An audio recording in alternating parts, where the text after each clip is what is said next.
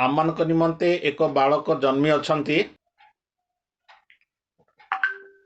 तो जीशुंकर शरीर धारण जोटा जन्म हेले से आमମାନଙ୍କ निमंते एक पुत्र होइछंती। माने सेटा आउ गोटे स्तर जोटी माने पुत्र भाव अन्य मान ठारू श्रेष्ठ बालक ठारू पुत्र हवा। तापरे आमाने देखिलु तांको स्कंदरे कर्तृत्व भार थियाजिब। तो सेटा आउ गोटे ये तो जीशुख्रीष्ट भल भाव काली मुझे कही जीशुख्रीष्ट जन्म हेले तार अर्थ कौन से मनुष्य हेले पुत्र कहले से तांकर माने केते से पुत्र हेले रोमियो 1:4 तांको बाइबल रे 4 प्रकार भाव रे पुत्र बोली कहा जाइछि। मु आगु कही मन अच्छे कि जीशु को 4 प्रकार पुत्र बोली कहा जाइछि।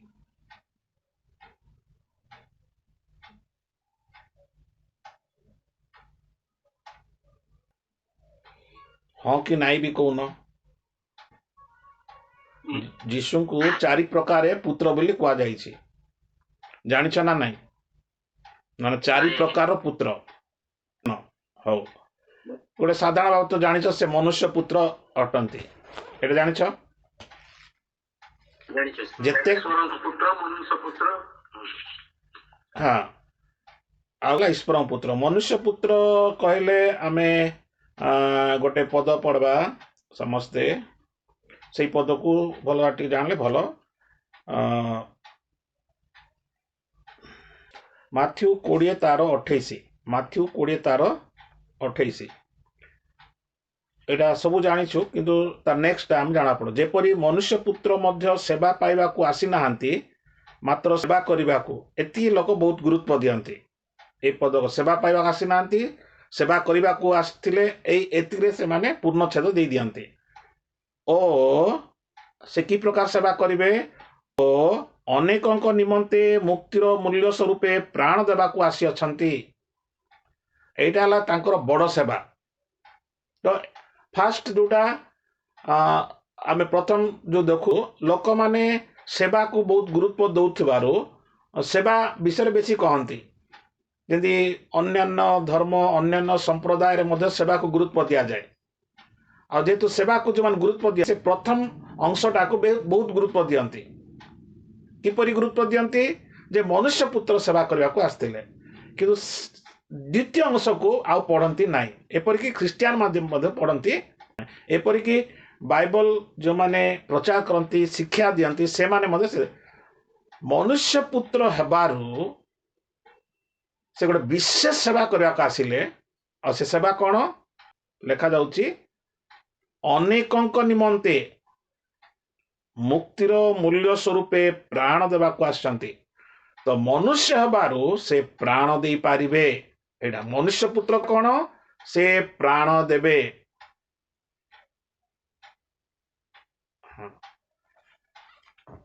एबे माने सेकंड विषय देखिबा जोटा कि मु काली कहितली रोमियो तार 1:4 रोमियो 1:4 किंतु पवित्र आत्मा संबंध रे मृत मानक मध्यरु पुनरुत्थान द्वारा ईश्वर को पुत्र बोली शक्ति सह निर्दिष्ट हेले।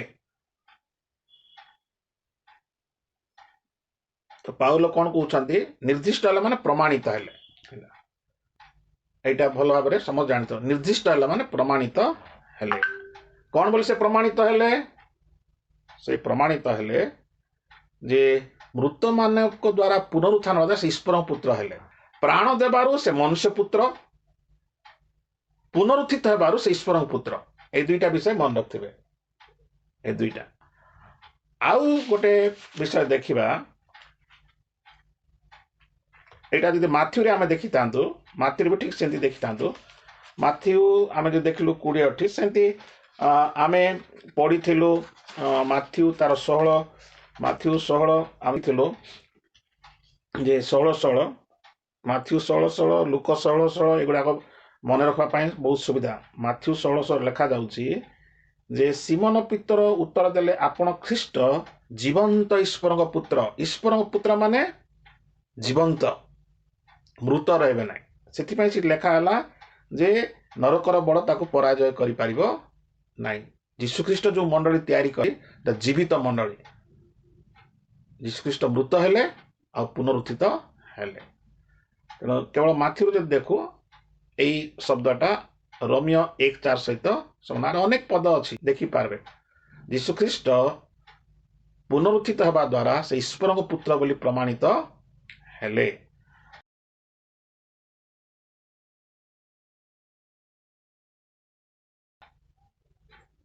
ଯୀଶୁ ଖ୍ରୀଷ୍ଟଙ୍କ ଦୁଇଟି ଜନ୍ମ। ପ୍ରଥମ ଜନ୍ମ ଖ୍ରୀଷ୍ଟ ଯୀଶୁ ଖ୍ରୀଷ୍ଟ ପ୍ରଥମେ ମାଥ୍ୟୁ 1:16 ମରିୟମଙ୍କ ଗର୍ଭରେ ଜନ୍ମ ହେଲେ। ଆଉ ଦ୍ୱିତୀୟ ଜନ୍ମ ଗୀତ 2:27 ପ୍ରେରିତ 13:33 ଯୀଶୁ ଖ୍ରୀଷ୍ଟ ଯେତେବେଳେ ତୃତୀୟ ଦିବସରେ ଉତ୍ଥିତ ହେଲେ ସେତେବେଳେ ଗୀତ 2:7 ଲେଖାଥିବା ଦ୍ୱିତୀୟ ଜନ୍ମ ଈଶ୍ୱର ଯୀଶୁଙ୍କୁ ମୃତ୍ୟୁରୁ ଉତ୍ଥାପନ କରି ପ୍ରତିଜ୍ଞା ଈଶ୍ୱର ସଫଳ କଲେ ବୋଲି ପ୍ରେରିତ 13:33 ଲେଖାଯାଇଛି।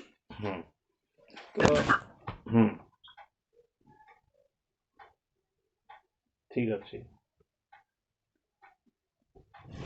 ସେଇଟା ପ୍ରଥମ ଥର ଲେଖା ହେଲା। ଏଇ ଯୋଉ ଲେଖା ହେଲା ସେ 2 ଥର ଜନ୍ମ ହେଲେ କି ସେ ଲେଖିଛି ସେ। ତ ଯୋଉଟା ଗୀତରେ ଦାଉଦ ମାନେ ଗୀତରେ ଯୋଉ ଗୀତ ରଚକ ଲେଖୁଛନ୍ତି 2 ଅଧ୍ୟାୟ ତାର 7 ପଦରେ, ଭଲ ଭାବେ ଦେଖ, ସମସ୍ତେ ଦେଖ। 2 ଅଧ୍ୟାୟ 7 ପଦରେ, ମୁଁ ସେହି ବିଧାନ ପ୍ରଚାର କରିବି, ସଦାପ୍ରଭୁ ମତେ କହିଲେ, ତୁମ୍ଭେ ଆମର ପୁତ୍ର, ଆଜି ଆମ୍ଭେ ତୁମକୁ ଜନ୍ମ ଦେଲୁ। ଆମେ ଏଇ ଯୋଉ ଦେଖୁ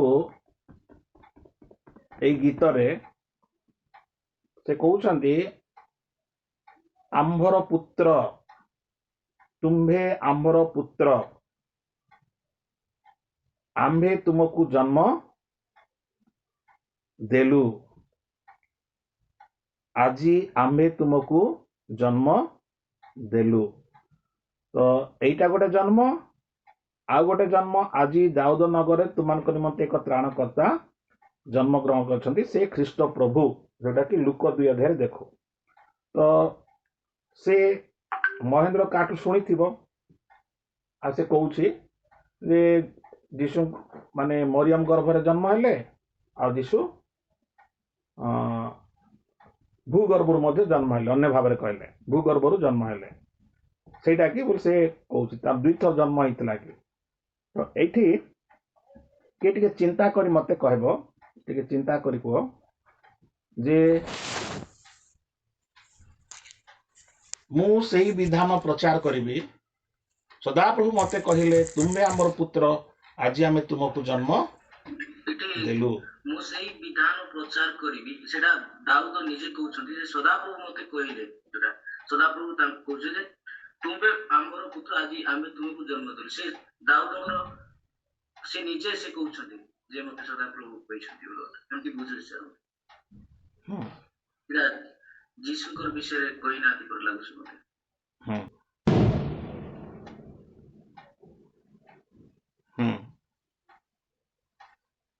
ଠିକ ଅଛି, ଆମେ ଯେମିତି ବୁଝୁଛୁ। ଆହୁରି କିଏ କହିବ?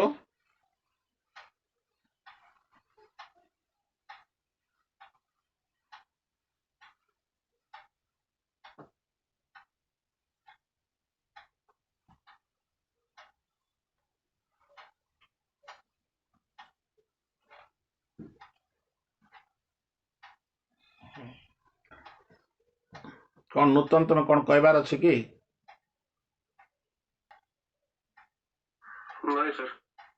ତମେ କହିବା ପାଇଁ ରେଡି ହେଇଥିଲ? ଠିକ ଅଛି।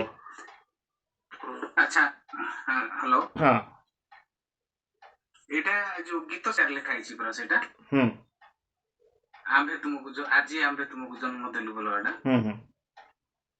ହେଲେ ଏଇଟା ଯୀଶୁଙ୍କ ବିଷୟରେ ଆଗ ଲେଖା ହେଇଛି ଯେ ମୁଁ ଭାବୁଛି ହୁଁ ହେଲେ ସେଟା ନାଇଁ କି ଆମର ଯୀଶୁଙ୍କର ଈଶ୍ୱରଙ୍କର ଯୋଉ ଯୋଜନା ଅଛି ହୁଁ ସେ ଯୋଜନାର ଗୋଟେ ଏଇଟା ଅଂଶ ହେଇଥିବ ବୋଲି ମୁଁ ଭାବୁଛି ହୁଁ ମାନେ ପରିକଳ୍ପନା ଯୋଉ ହୁଁ ଈଶ୍ୱରଙ୍କର ଯୋଉ ପରିକଳ୍ପନା କରିଥିଲେ ଯେ ମାନେ ଭବିଷ୍ୟତରେ ଯୀଶୁ ଜନ୍ମ ହେବେ ବୋଲିକିରି ହେଲେ ସେଇ ଦିନ ସେ ପରିକଳ୍ପନା କଲେ ସେଇ ଜିନିଷଟାକୁ ବୋଲି ଭାବୁଛି ହୁଁ ଯୀଶୁ ଖ୍ରୀଷ୍ଟଙ୍କର ମାନେ ଯୀଶୁ ଆଉ ଏଇ ଗୋଟେ ଶବ୍ଦ ମନେ ରଖିଥିବ ବାଇବଲରେ ପରମେଶ୍ୱର ଅକସ୍ମାତ କରିନାହାନ୍ତି କିଛି ବିଷୟ ହଁ ଅକସ୍ମାତ କରିନାହାନ୍ତି ମାନେ କିଛି ଗୋଟେ ହେଲା କରିନାହାନ୍ତି ତ ଆମେ ପ୍ଲାନ୍ ଯୀଶୁ ଅନୁସାରେ କରାହେଇଛି ତାଙ୍କର ଆଗରୁ ଅଛି ସେଟା ମାନେ ଏବେ ହଁ ଆମେ ଆଗରୁ ଅଛି ଆମର ସେଇ ଧୀରେ ଯୋଉ ଧୀରେ ପ୍ରକାଶନ ମିଳିଛି ଆମକୁ ପ୍ରକାଶନ ମିଳିଛି ହଁ ତ ସେଇ ଯୋଉ ପ୍ଲାନ୍ ଟା ଯୋଉ ଦିନ ହେଲା ହୁଁ ସେଇ ଦିନଟାକୁ ସେ ଜନ୍ମ ବୋଲିକିରି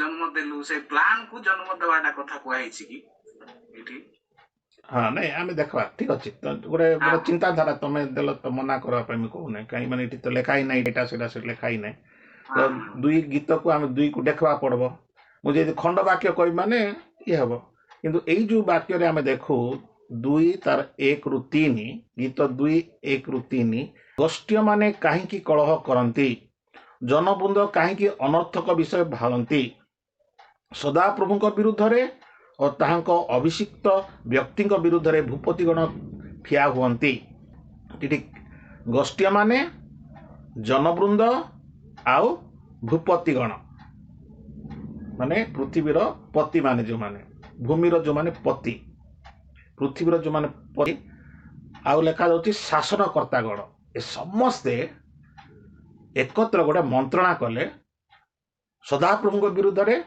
ଆଉ ତାଙ୍କ ଅଭିଷିକ୍ତଙ୍କ ବିରୁଦ୍ଧରେ ଏଠି ଲେଖାଯାଉଛି ଏଇଟା ଏଇଟା ହେଲା ମାନେ ସିମ୍ପଲ ଏଇ ପଦ ଗୁଡାକ ଜାଣିବ ଯେ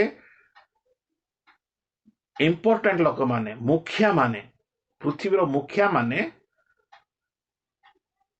ସଦାପ୍ରଭୁ ବିରୁଦ୍ଧରେ ଓ ତାଙ୍କର ଅଭିଷିକ୍ତଙ୍କ ବିରୁଦ୍ଧରେ କଣ କଲେ ସେ ଲେଖାଯାଉଛି କଳହ କଲେ ଅନର୍ଥକ ବିଷୟ ଭାଳିଲେ ତାପରେ ଠିଆ ହେଲେ ବିରୁଦ୍ଧରେ ଠିଆ ହେଲେ ଆଉ ମନ୍ତ୍ରଣା କଲେ ଆଉ ମନ୍ତ୍ରଣା ଠିଆ କରି କଣ କହିଲେ 3 ପଦରେ ଆସ ଆମମାନେ ସେମାନଙ୍କ ବନ୍ଧନ ଛିଣ୍ଡାଇ ପକାଇ ଓ ଆମମାନଙ୍କ ନିକଟରୁ ସେମାନଙ୍କ ରଜ୍ଜୁ ଦୂର କରିଦଉ ଏଇଟା ସେମାନେ ପ୍ଲାନ୍ କଲେ ଯେ ଆସ ଆମେ ଏଇଟା କରିଦବା ଏମିତି କରିଦବା ବୋଲି ସେମାନେ ଯୋଜନା ସଂକଳ୍ପ ସେମାନେ କହିଲେ ଆମେ ଆଙ୍କର ଅଧୀନସ୍ଥ ରହିବା ନାହିଁ ଆମେ ତାଙ୍କର ସବୁ ରଜ୍ଜୁକୁ କଣ କରିଦେବା ବନ୍ଧନକୁ ଆମେ ଛିଣ୍ଡାଇ ଦେବା ସେତେବେଳେ 4 ପଦରେ ଯେ ସ୍ୱର୍ଗରେ ଉପବିଷ୍ଟ ସେ ହସିବେ ପ୍ରଭୁ ସେମାନଙ୍କୁ ପରିହାସ କରିବେ ତ ଏଇଟା ହେଲା ପ୍ରଥମ ଥର ଗୋଟେ ବିଷୟ ଆମେ ଦେଖୁଛୁ ଯେ ଯେ ସ୍ୱର୍ଗରେ ଉପବିଷ୍ଟ ଯୋଉମାନେ ପୃଥିବୀରେ ଗୋଷ୍ଠୀ ମାନେ ଜନବୃନ୍ଦ ମାନେ ଯୋଉମାନେ ଏସବୁ କଥା କହୁଛନ୍ତି ଯେ ସ୍ୱର୍ଗରେ ଉପବିଷ୍ଟ ସେ କଣ କରିବେ ହସିବେ ସେ ଆଉ ଗୋଟେ ପରିହାସ କରିବେ ଯେ ଏମାନେ ଆମ ମୋ ବିରୁଦ୍ଧରେ ମନ୍ତ୍ରଣା କରୁଛନ୍ତି ହଁ ଠିଆ ହଉଛନ୍ତି କଳହ କରୁଛନ୍ତି ଅନର୍ଥକ ବିଷୟ ସବୁ କହୁଛନ୍ତି ସେ କଣ କରିବେ ସ୍ୱର୍ଗରେ ସେ ହସିବେ ତାଙ୍କ ପାଇଁ ଗୋଟେ ହସର ବିଷୟଟା 5 ତହୁ ସେ ଆପଣା କୋପରେ ସେମାନଙ୍କୁ କଥା କହିବେ ଓ ଆପଣା ମହାକୋପରେ ସେମାନଙ୍କୁ ବ୍ୟାକୁଳ କରିବେ ତ କଣ ହବ ପ୍ରଭୁ ସେମାନଙ୍କୁ ଏଇଟା କରିବେ କଣ କରିବେ ଯେହେତୁ ସେମାନେ ତାଙ୍କ ବିରୁଦ୍ଧରେ ଠିଆ ହେଇଛନ୍ତି ତାଙ୍କ ବିରୁଦ୍ଧରେ କଥା କହୁଛନ୍ତି ସେଥିପାଇଁ ସେମାନଙ୍କୁ ସେ କଣ କରିବେ କୋପରେ ପ୍ରେମରେ ନାହିଁ କୋପରେ କଥା କହିବେ ମହାକୋପରେ ସେମାନଙ୍କୁ ବ୍ୟାକୁଳ କରିବେ 6 ମାତ୍ର ମୁଁ ଆପଣା ରାଜାଙ୍କୁ ପବିତ୍ର ପର୍ବତ ସିୟନରେ ସ୍ଥାପନ କରିଅଛି ସେମାନେ ଯାହା କୁହନ୍ତୁ ତାଙ୍କର ଅଭିଷିକ୍ତଙ୍କ ବିରୁଦ୍ଧରେ ଯାହା କୁହନ୍ତୁ କିନ୍ତୁ ମୁଁ ଅଭିଷିକ୍ତଙ୍କ ବିରୁଦ୍ଧରେ ମୁଁ କିଛି କହିବି ନାହିଁ ଗୀତ ରଚକ କହୁଛନ୍ତି ମୁଁ କିଛି କହିବି ନାହିଁ ତାଙ୍କୁ ମୁଁ କଣ କରିଛି ପବିତ୍ର ପର୍ବତ ସିୟନରେ ସ୍ଥାପନ କରିଛି ମାନେ ଏଇଟା ହେଲା ଜେରୁସାଲେମର ଗୋଟେ କେନ୍ଦ୍ର ସ୍ଥାନ ଗୋଟେ ଉଚ୍ଚ ସ୍ଥାନ ଆଉ ଯୋଉଠିକି ସମସ୍ତଙ୍କ ଦୃଷ୍ଟି ଥାଏ ଆଉ ଯୋଉଠି ଆମେ ଦେଖୁ ପରମେଶ୍ୱର ଉପାସନା ପାଆନ୍ତି ଆଉ ଯୋଉଠି ସମସ୍ତେ ପରମେଶ୍ୱର ଉପାସନା କରିବା ପାଇଁ ଏକତ୍ରିତ ହୁଅନ୍ତି ସେ ହଉଛି ସେଇ ସିୟନ ସେଇଠି ମୁଁ କ'ଣ କରିଛି ରାଜାଙ୍କୁ ସ୍ଥାପନ କରିଛି। ଅନ୍ୟମାନେ ତାଙ୍କ ବିରୁଦ୍ଧରେ ଏମିତି କହୁଛନ୍ତି କିନ୍ତୁ ମୁଁ କରୁନାହିଁ। ସେ ଅଭିଷିକ୍ତ ରାଜାଙ୍କ ବିରୁଦ୍ଧରେ ମୁଁ ସେଇଟା କରୁନାହିଁ।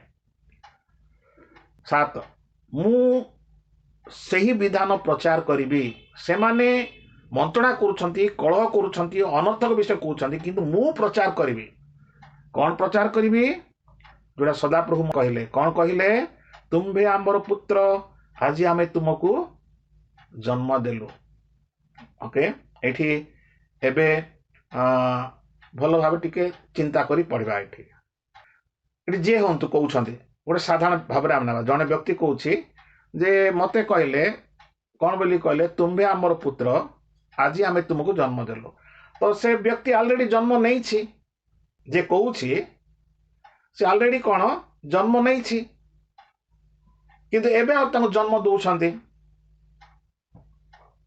ଭଲ ଟିକେ ଚିନ୍ତା କରିବ। ହ୍ୟାଲୋ, ବୁଝିପାରୁଛ? ସମସ୍ତେ ବୁଝ। ସେ ଯେ କହୁଛନ୍ତି, ସେ ଯେ ହଉନା କାହିଁକି, ସେ ଯେ କହୁଛନ୍ତି ସେ ଅଛନ୍ତି, ଆଉ ସେ କହୁଛନ୍ତି ଆଜି ମତେ ଜନ୍ମ ଦେଲ। ତ ସେ ଆଗରୁ ଜନ୍ମ ନେଇ ଯାଇଛନ୍ତି, ସେ କହୁଛନ୍ତି ମତେ ଜନ୍ମ ଦେଲ। ହେଲା, ତ ଏବେ ଆମେ ଏଇଟା କେମିତି ପବିତ୍ର ଆତ୍ମା ବୁଝାଉଛନ୍ତି ସେଇଟା ଆମେ ଦେଖିବା। ଯେହେତୁ ଆମର ବେଶୀ ସମୟ ଚାଲିଯିବ, ଆମେ ପ୍ରେରିତ 4 ଖୋଲନ୍ତୁ ସମସ୍ତେ। ପ୍ରେରିତ 4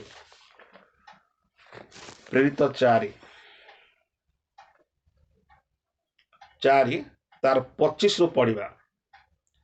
ତୁମ୍ଭେ ଆପଣା ଦାସ ଆମମାନଙ୍କ ପିତା ଦାଉଦଙ୍କ ମୁଖ ଦେଇ ପବିତ୍ର ଆତ୍ମାଙ୍କ ଦ୍ୱାରା ଏଇ କଥା କହିଅଛ, ବିଜାତି ମାନେ କାହିଁକି କଳହ କଲେ, ଆଉ ଲୋକମାନେ କାହିଁକି ଅନର୍ଥକ ବିଷୟ କଳ୍ପନା କଲେ? ପ୍ରଭୁଙ୍କ ବିରୁଦ୍ଧରେ ଓ ତାହାଙ୍କ ଅଭିଷିକ୍ତଙ୍କ ବିରୁଦ୍ଧରେ ପୃଥିବୀର ରାଜାମାନେ ଠିଆ ହେଲେ, ପୁଣି ଶାସନକର୍ତ୍ତା ମାନେ ଏକତ୍ର ହେଲେ। କାରଣ ତୁମ୍ଭର ଯେଉଁ ପବିତ୍ର ଦାସ ଯୀଶୁଙ୍କୁ ତୁମେ ଅଭିଷିକ୍ତ କଲ, ପ୍ରକୃତରେ ତାହାଙ୍କ ବିରୁଦ୍ଧରେ ହେରୋଦ ଓ ପନ୍ତ୍ୟ ପିଲା ଉଭୟ ବିଜାତି ଓ ଇସ୍ରାଏଲ ଲୋକମାନଙ୍କ ସହିତ ଏହି ନଗରରେ ତୁମର ହସ୍ତ ଓ ତୁମର ସଂକଳ୍ପ ଦ୍ୱାରା ଯେ ସମସ୍ତ ବିଷୟ ଘଟିବ ବୋଲି ପୂର୍ବରୁ ନିରୂପିତ ହେଇଥିଲା, ତାହା କରିବାକୁ ଏକତ୍ର ହେଲେ।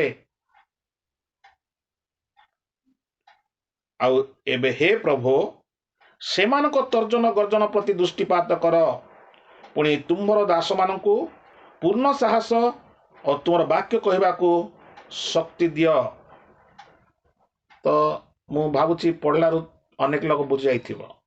ଏଇ ଯୋଉ କଥା ଯୋଉ କହିଲେ, କାହା ବିରୁଦ୍ଧରେ କହିଲେ ବା କାହା ବିଷୟରେ ପିତର କହୁଛନ୍ତି, ପବିତ୍ର ଆତ୍ମାରେ ପୂର୍ଣ୍ଣ ହେଇକରି ସେ କହୁଛନ୍ତି, କାହା ବିଷୟରେ କହୁଛନ୍ତି? 37 ପଦରେ ତୁମ୍ଭର ଯେଉଁ ପବିତ୍ର ଦାସ ଯୀଶୁଙ୍କୁ ତୁମେ ଅଭିଷିକ୍ତ। ତ ଏଇଠି ଯୋଉ ଆମେ ଗୀତ 2ରେ ଦେଖୁ ଦାଉଦଙ୍କର ଗୀତ, ଦାଉଦ ଏ ଗୀତରେ ପବିତ୍ର ଆତ୍ମାଙ୍କ ଦ୍ୱାରା ସେ କହିଛନ୍ତି, ଆଉ ଯୀଶୁଙ୍କ ବିଷୟରେ କହିଛନ୍ତି। ଆଉ ଯୀଶୁ ବିରୁଦ୍ଧରେ ଆମେ ଦେଖିଲୁ ହେରୋଦ ଓ ପନ୍ତ୍ୟ ପିଲାତ, ଯେଉଁମାନେ କି ଶୀର୍ଷ ନେତୃତ୍ୱ ସ୍ଥାନୀୟ ଲୋକମାନେ, ଯେଉଁମାନେ ଯୀଶୁଙ୍କ ବିରୁଦ୍ଧରେ କଳ୍ପନା କଲେ, ମନ୍ତ୍ରଣା କଲେ, ତାଙ୍କ ବିରୁଦ୍ଧରେ ଠିଆ ହେଲେ। ଆଉ ଯୀଶୁଙ୍କୁ ସେମାନେ କ'ଣ କଲେ? କ୍ରୁଶାର୍ପିତ କଲେ। ଯୀଶୁଙ୍କୁ ସେମାନେ କ୍ରୁଶରେ ବଧ କଲେ, କଣ୍ଟା ବିଦ୍ଧ କଲେ। ଏବେ ପ୍ରଭୁ କହୁଛନ୍ତି, ମୁଁ ହସିବି, ମୁଁ ହସିବି। ମାନେ ଏଟା ପ୍ରଭୁଙ୍କ ଦୃଷ୍ଟିରେ ଗୋଟେ ହସର, ମାନେ ପ୍ରଭୁଙ୍କ ବିରୁଦ୍ଧରେ ଯିବା ସେମାନେ। ତେଣୁ ଏଇଠି ଆମେ ଯାହା ଦେଖୁଛୁ ଏଇ ଯୋଉ ଅଂଶରେ, ଏବେ ଭଲ ଆମେ ଗୀତକୁ 2କୁ ଦେଖିବା, ଯେ 2:7 ଆମେ ଦେଖୁଛୁ ଗୀତ ରଚକ କହୁଛନ୍ତି, ମୁଁ ସେହି ବିଧାନ ପ୍ରଚାର କରିବି, ଅନ୍ୟ ବିଧାନ ପ୍ରଚାର କରିବି ନାହିଁ, ସେହି ବିଧାନ ପ୍ରଚାର କରିବି। କୋଉ ବିଧାନ? ଆମ୍ଭେ ତୁମକୁ ଜନ୍ମ ଦେଲୁ ପୁତ୍ର। ସେଇଟା ଏବେ ଆହୁରି ଥରେ ଆମେ ଦେଖିବା ପ୍ରେରିତ ତାର 13ରେ। ପ୍ରେରିତ 13 ରେ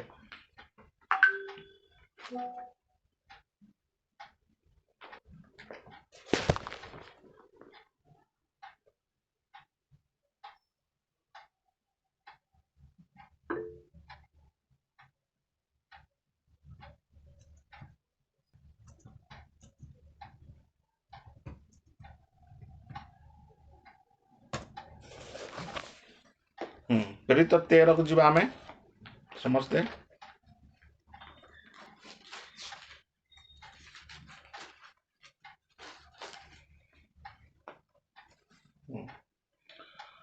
ଆମେ 33 ଦେଖିବା। ପ୍ରେରିତ ତାର 13:33। ଈଶ୍ୱର ଯୀଶୁଙ୍କୁ ଉତ୍ଥାପନ କରି ସେମାନଙ୍କ ସନ୍ତାନ ଯେ ଆମମାନଙ୍କ ପ୍ରତି ସେହି ପ୍ରତିଜ୍ଞା ସଫଳ କରିଅଛନ୍ତି। ମାନେ ଯୀଶୁଙ୍କୁ ଉତ୍ଥାପନ କଲା ପରେ ସେଇଟା ସଫଳ। କ'ଣ ସଫଳ ହେଲା? ଯେପରି ଦ୍ୱିତୀୟ ଗୀତରେ ମଧ୍ୟ ଲେଖା ଅଛି, ତୁମ୍ଭେ ଆମ୍ଭର ପୁତ୍ର, ଆଜି ଆମ୍ଭେ ତୁମକୁ ଜନ୍ମ ଦେଲୁ। ଏଇ ଯୋଉ ପ୍ରତିଜ୍ଞା ସଫଳ ହେଲା, ଦେଲୁ କେତେବେଳେ ହେଲା? ଯେତେବେଳେ ଯୀଶୁଙ୍କୁ ମୃତ୍ୟୁରୁ ଉତ୍ଥାପନ କଲେ। ତ ମନୁଷ୍ୟ ପୁତ୍ର ଭାବରେ ସେ ପ୍ରାଣ ଦେଲେ, ଆଉ ପୁନରୁତ୍ଥାନ ହେବା ଦ୍ୱାରା ପ୍ରଭୁ ପୁତ୍ର ହେଲେ ସେ। ଏବେ ଆମେ ତାପରେ ପଢିବା 34। ସେ ଯେ ତାହାଙ୍କୁ ମୃତମାନଙ୍କୁ ମଧ୍ୟରୁ ଉଠାଇ ଅଛନ୍ତି, ପୁଣି ସେ ଆଉ କ୍ଷୟ ସ୍ଥାନକୁ ଫେରିବେ ନାହିଁ। ଈଶ୍ୱର ସେ ଏହି ପ୍ରକାର କହିଅଛନ୍ତି, ଆମ୍ଭେ ଦାଉଦଙ୍କ ନିକଟରେ ପ୍ରତିଜ୍ଞାତ ପବିତ୍ର ଅଟଳ ଆଶୀର୍ବାଦ ସବୁ ତୁମମାନଙ୍କୁ ପ୍ରଦାନ କରିବା। ତ ଏଟା ଦାଉଦଙ୍କୁ ପ୍ରତିଜ୍ଞା କରାହେଇଥିଲା ଏଇ କଥା, ଆଉ ସେ ଏଟା ଗୋଟେ ଆଶୀର୍ବାଦ ମନୁଷ୍ୟମାନଙ୍କ ପାଇଁ ହେଲା। ଯୀଶୁଖ୍ରୀଷ୍ଟ ମୃତ୍ୟୁଭୋଗ କଲେ, ଆଉ ଯୀଶୁଖ୍ରୀଷ୍ଟ ପୁନରୁତ୍ଥିତ ହେଲେ। ତାପରେ ଲେଖାଯାଉଛି 35, ସେ ମଧ୍ୟ ଆଉ ଗୋଟିଏ ଗୀତରେ କହିଛନ୍ତି, କ'ଣ କହିଛନ୍ତି? ତୁମ୍ଭେ ଆପଣା ଭକ୍ତକୁ କ୍ଷୟ ପାଇବାକୁ ଦେବ ନାହିଁ। ଗୀତ 16। ଏଇଟା ହେଲା ସବୁଠୁ ବଢିଆ ଗୀତ, ଯୋଉଠିକି ଯୀଶୁଙ୍କର ପୁନରୁତ୍ଥାନ ବିଷୟ ଭଲ ଭାବରେ ସ୍ପଷ୍ଟ ଭାବରେ ଲେଖାଯାଇଛି। ଆଉ ଏଇ 13 ଅଧ୍ୟାୟରେ ବି କୁହାଯାଇଛି ପ୍ରେରିତ 13, ଆଉ ପ୍ରେରିତ 2 ଅଧ୍ୟାୟରେ ମଧ୍ୟ ଆମେ ଦେଖୁ ପିତର ସେଇଟା କହୁଛନ୍ତି ଯୀଶୁଖ୍ରୀଷ୍ଟ କିଏ। ତ ଏବେ ଦେଖିବା, ଗୋଟେ ହେଲା କ'ଣ? ଆମ୍ଭେ ତୁମକୁ ଜନ୍ମ ଦେଲୁ, ତାର ଅର୍ଥ ହେଲା ଯୀଶୁଖ୍ରୀଷ୍ଟଙ୍କର ପୁନରୁତ୍ଥାନ। ମୁଁ ଆଗରୁ କହିଲି, ଯେ କହୁଛନ୍ତି ସେ ଜନ୍ମ ହେଇ ସାରିଛନ୍ତି, ଆଉ ସେ କହୁଛନ୍ତି। ଏବେ ଆମେ ଦେଖିବା 36 ପଦ, ପ୍ରେରିତ 13:36। ଦାଉଦ ତ ଆପଣା ସମକାଳୀନ ଲୋକମାନଙ୍କ ମଧ୍ୟରେ ଈଶ୍ୱରଙ୍କ ସଂକଳ୍ପ ଅନୁସାରେ ସେବକର କାର୍ଯ୍ୟ କଲା ଉତ୍ତାରେ ମହାନିଦ୍ରା ପ୍ରାପ୍ତ ହେଲେ, ଏବଂ ଆପଣ ପିତୃପୁରୁଷ ମାନଙ୍କ ନିକଟରେ ସମାଧିସ୍ଥ ହୋଇ କ୍ଷୟ ପାଇଲେ। ତ ଦାଉଦ ବିଷୟରେ ଏଟା କୁହାଯାଇ ନାହିଁ, ଯେହେତୁ ଦାଉଦ ମଲେ, ଆଉ ସେଠି ନଷ୍ଟ ହେଇଗଲେ, କ୍ଷୟ ପାଇଗଲେ, ମିଶିଗଲେ ସେ। କିନ୍ତୁ ଯାହାଙ୍କୁ ଈଶ୍ୱର ଉଠାଇଛନ୍ତି ସେ କ୍ଷୟ ପାଇନାହାନ୍ତି। ଯୀଶୁଖ୍ରୀଷ୍ଟ କ'ଣ ହେଇନାହାନ୍ତି? କ୍ଷୟ ପ୍ରାପ୍ତ ହେଇନାହାନ୍ତି। ଅକ୍ଷୟ, ମୃତ୍ୟୁ ତାଙ୍କୁ ଧରି ରଖିଲା ନାହିଁ। ମୃତ୍ୟୁର ନାହୁଡକୁ ସେ ଭାଙ୍ଗିଲେ। 38, ଅତଏବ ହେ ଭାଇମାନେ, ଆପଣ ଏହା ଅବଗତ ହୁଅନ୍ତୁ, ଏହି ବ୍ୟକ୍ତିଙ୍କ ଦ୍ୱାରା ଆପଣମାନଙ୍କ ନିକଟରେ ପାପମୋଚନ ପ୍ରଚାର କରାଯାଉଛି। ତ ଏବେ ଏଠି ଆମେ କ'ଣ ଦେଖିଲୁ? ଯେ ତୁମ୍ଭେ ଆମର ପୁତ୍ର, ଆଜି ଆମେ ତୁମକୁ ଜନ୍ମ ଦେଲୁ। ଏଟା ହେଲା କ'ଣ? ପୁନରୁତ୍ଥାନ। ଏଟା ଦ୍ୱିତୀୟ ଥର ଜନ୍ମ ହେବା ବିଷୟରେ ନୁହେଁ। ଏଟା କ'ଣ? ଏଇ ଯୋଉ ଜନ୍ମର କଥା ଲେଖା ହେଇଛି, ଏଟା ପୁନରୁତ୍ଥାନ ବୋଲି ଲେଖାଯାଇଛି। ଆଉ ଗୋଟେ ପଦ ପଢିବା ସମସ୍ତେ। ଏବ୍ରୀ ତାର 1 ଅଧ୍ୟାୟ 5 ପଦ। ଏବ୍ରୀ ତାର 1 ଅଧ୍ୟାୟ 5 ପଦ। କାରଣ ଈଶ୍ୱର ଦୂତମାନଙ୍କ ମଧ୍ୟରୁ କାହାକୁ କେବେ ଏହା କହିଛନ୍ତି, ତୁମ୍ଭେ ଆମର ପୁତ୍ର, ଆଜି ଆମେ ତୁମକୁ ଜନ୍ମ ଦେଇଅଛୁ। ପୁନଶ୍ଚ ଆମ୍ଭେ ତାହାଙ୍କର ପିତା ହେବା, ଆଉ ସେ ଆମର ପୁତ୍ର ହେବେ। ଏଇଟା କାହାର କୁହାଯାଇଛି? ଆମେ ତଳେ ଦେଖିବୁ, ଏଇଟା ଯୀଶୁଙ୍କ ବିଷୟରେ କୁହାଯାଇଛି। 4ରୁ ତଳେ ଦେଖିଲେ ଆମେ ଜାଣିପାରିବୁ ଯୀଶୁଙ୍କ ବିଷୟରେ କୁହାଯାଏ। ଦୂତମାନଙ୍କୁ ସେ ପୁତ୍ର ବୋଲି କହିନାହାନ୍ତି। ଦୂତମାନଙ୍କୁ କେବେ ହିଁ ପୁତ୍ର ବୋଲି କହିନ୍ତି। ଯେମିତି ଅନେକ ଲୋକ ଆଦି ପୁସ୍ତକ 6 କୁ ବର୍ଣ୍ଣନା କରନ୍ତି ପରମେଶ୍ୱରଙ୍କ ପୁତ୍ର ଗଣ ବୋଲି କହିଲେ ଦୂତ ମାନେ, କିନ୍ତୁ ଏଇ ପଦରୁ ଜାଣି ହେବ ଯେ ଦୂତ ମାନଙ୍କୁ କେବେ ବି ପୁତ୍ର ବୋଲି କହିନାହାନ୍ତି, ମନୁଷ୍ୟ ମାନଙ୍କୁ ହିଁ ସେ ପୁତ୍ର ବୋଲି ବାଇବଲରେ ବିଭିନ୍ନ ସ୍ଥାନରେ କହିଛନ୍ତି। ତେଣୁ ଏଇ ଯୋଉ ଅଂଶରେ ଆମେ ଦେଖୁ ଯେ ଯୀଶୁ ଖ୍ରୀଷ୍ଟ କୁ ପୁତ୍ର ବୋଲି କୁହାଯାଉଛି। କେତେବେଳେ କୁହାଯାଉଛି? ଯେତେବେଳେ ସେ ମୃତ୍ୟୁକୁ ଜୟ କରି ଉଠୁଛନ୍ତି। ଏଭ୍ରି ତାର 5 ଅଧ୍ୟାୟ 5 ପଦ। ସେହିପରି ଖ୍ରୀଷ୍ଟ ମଧ୍ୟ ମହାଯାଜକ ପଦର ଗୌରବ ନିଜେ ଅନ୍ୱେଷଣ କରିନଥିଲେ, କିନ୍ତୁ ଈଶ୍ୱର ତାଙ୍କୁ ସେ ଗୌରବ ଦେଇଥିଲେ, କାରଣ ସେ ତାଙ୍କୁ କହିଥିଲେ, ତୁମ ମୋର ପୁତ୍ର, ଆଜି ଆମେ ତୁମକୁ ଜନ୍ମ ଦେଇଅଛୁ। ତ ଏଇଟା କାହା ବିଷୟରେ କୁହାଯାଉଛି? ଯୀଶୁଙ୍କ ବିଷୟରେ। ତ ଯୀଶୁ କିଏ? ତାଙ୍କ ପୁତ୍ର। ଯୀଶୁ ଖ୍ରୀଷ୍ଟ କୁ ସେ ବାପ୍ତିସ୍ମ ହେବା ସମୟରେ ପୁତ୍ର ବୋଲି କହିଲେ। ଯୀଶୁ ଖ୍ରୀଷ୍ଟଙ୍କ ରୂପାନ୍ତରିତ ପର୍ବତରେ ତାଙ୍କୁ ପୁତ୍ର ବୋଲି କହିଲେ। ତାପରେ ଆଉ ଥରେ ଜହନ 12 ଅଧ୍ୟାୟରେ ମଧ୍ୟ 12:28 ଆମେ ଦେଖୁ ଯେ ତାଙ୍କୁ ପୁତ୍ର ବୋଲି କୁହାଯାଉଛି।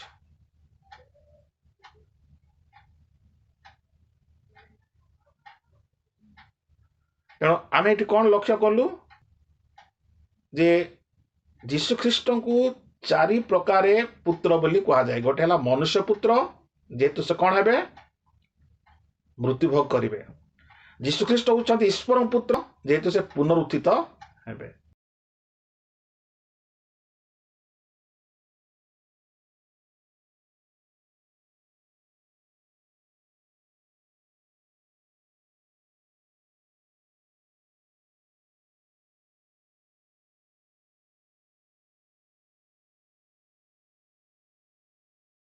ସବୁ ଜାଗାରେ ଯୀଶୁଙ୍କ ବିଷୟରେ ଲେଖା ଯାଇଛି। ସବୁ ଜାଗା ହଁ ଯୀଶୁଙ୍କ ବିଷୟରେ ଲେଖା ଯାଇଛି, କିନ୍ତୁ ଗୋଟେ ଜାଗାରେ ସେଠି ପ୍ରମାଣିତ କରାହେଲା, ପୁନରୁତ୍ଥାନ ହେଲା ପରେ ସେ ଏଇଟା ବୋଲି ଲେଖା ହେଲା।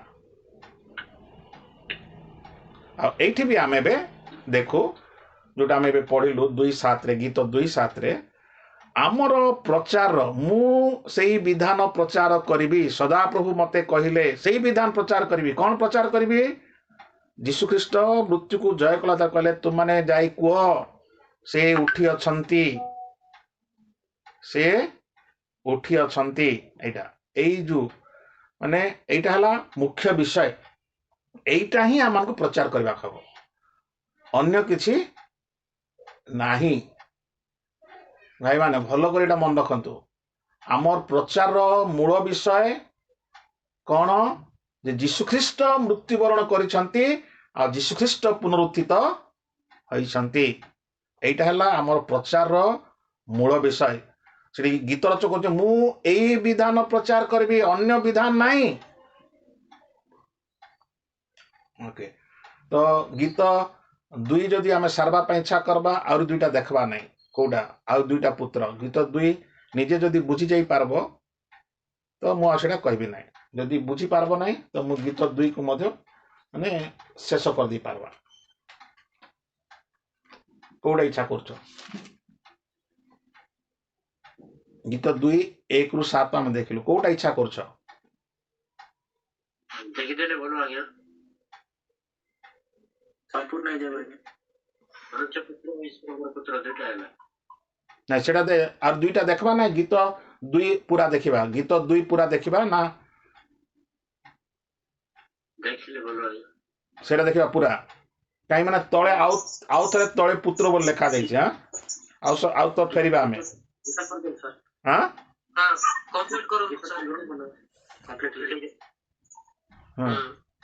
ହଉ ଠିକ ଅଛି, ତ ଆମେ ଫେରିବା। ଗୀତ 2 ତାର 8।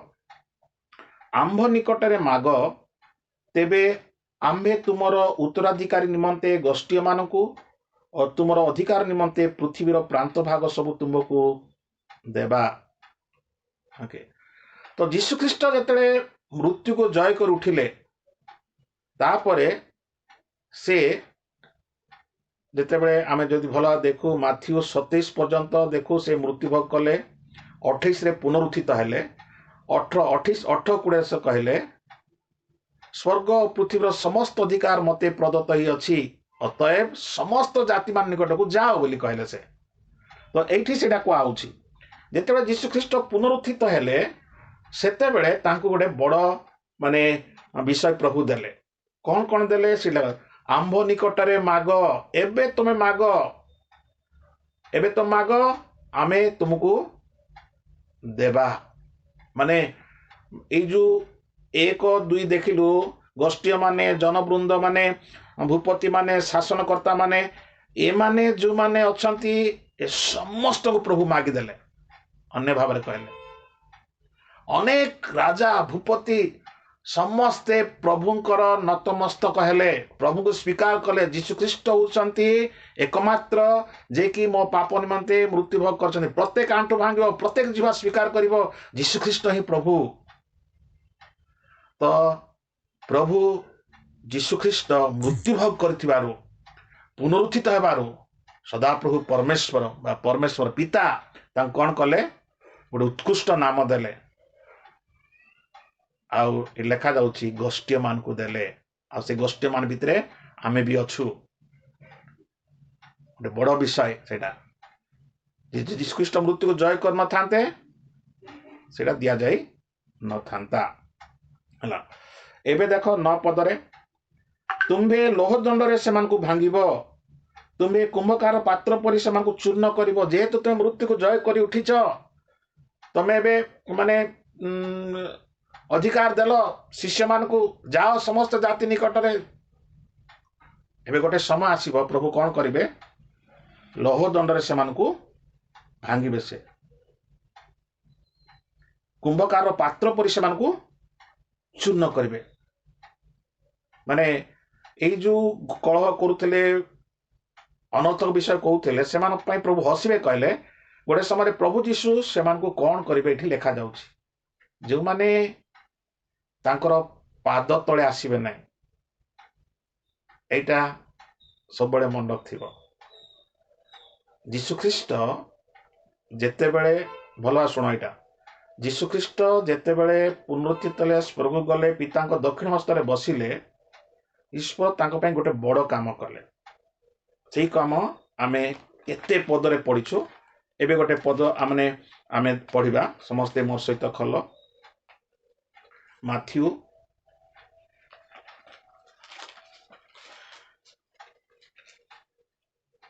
22 माथ्यू 22 तार 44 से लेखा जाउची यथा प्रभु मोहर प्रभु को कहिले आम्भे जे पर्यंत तुम शत्रु मान को तुम पाद तले रखी नाओ से पर्यंत आम्भर दक्षिण रे बसी थाओ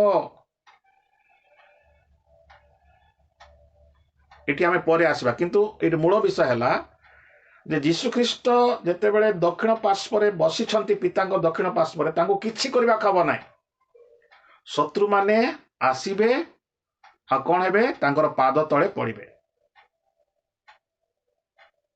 ओके आमे आ गोटे पद पढ़िबा रोमियो समस्ते मोर सहित खल बुझवा पई रोमियो तार 5 रोमियो 5 तार 10 लेखा जाउची कारण आम माने शत्रु थिबा समय रे आम माने शत्रु थिबा समय रे आमे माने मध्य गोटे दिन ईश्वरଙ୍କ शत्रु थिलु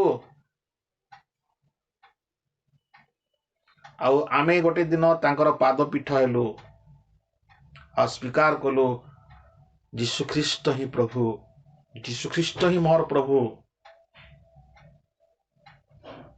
एही काम वर्तमान चली सारा पृथ्वी रे को काम चली काम कौन ईश्वर काम कौन यीशु ख्रीष्ट बसी आ शत्रु माने पाद पीठ होउचंती आ जो माने हेबे नाही से मान पई लेखा जाउची से मान को लोह दंड रे भांगिबे आ कुंभकार पात्र परी चूर्ण करिवे प्रभु गोटे समय सेटा हेबो काहे कि सेटा हेबो आमने तळे तळे पड़ी जा मो अनेक पद देखाई तांती कि देखाउ नै किंतु गोटे पद देखाइले जे तुम जानिछु बुझाई पारबा 10 ଏହେତୁ हे ରାଜଗଣ ତୁମାନେ ଏବେ ଜ୍ଞାନବାନ ହୁଅ, हे ପୃଥିବୀର ବିଚାର କର୍ତ୍ତୃଗଣ ତୁମାନେ ଶିକ୍ଷା ଗ୍ରହଣ କର, ଭୟରେ ସଦା ପ୍ରଭୁଙ୍କୁ ସେବା କର ଓ କମ୍ପିତ ହୋଇ ଉଲ୍ଲାସ କର।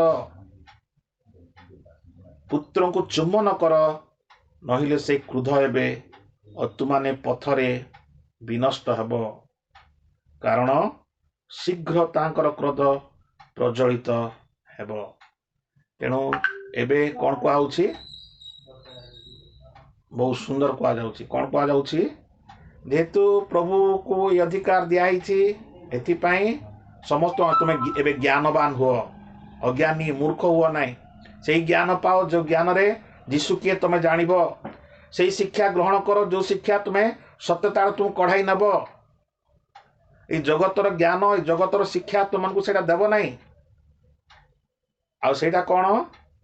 ସେଇଟା ହେଲା ପୁତ୍ରଙ୍କୁ ଚୁମ୍ବନ କର।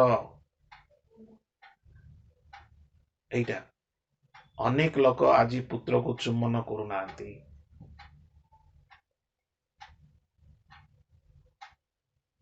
ଯେଉଁ ପୁତ୍ର ପୁନରୁତ୍ଥିତ ହେଇଛନ୍ତି ସେଇ ପୁତ୍ରଙ୍କୁ ଚୁମ୍ବନ କରିବା ଦରକାର।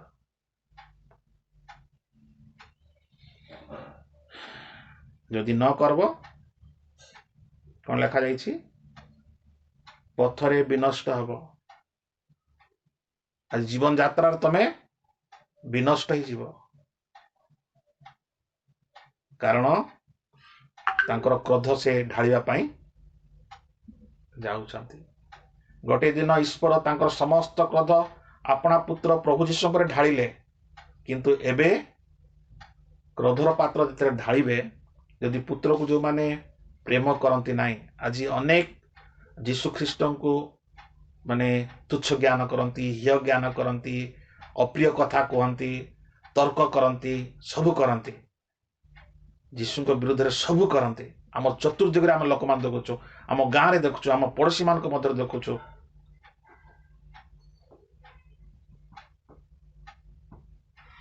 ଆଜି ଆମେ ଚିନ୍ତା କରିବା, ଆମେ ପୁତ୍ରକୁ ଚୁମ୍ବନ କରିଛୁ କି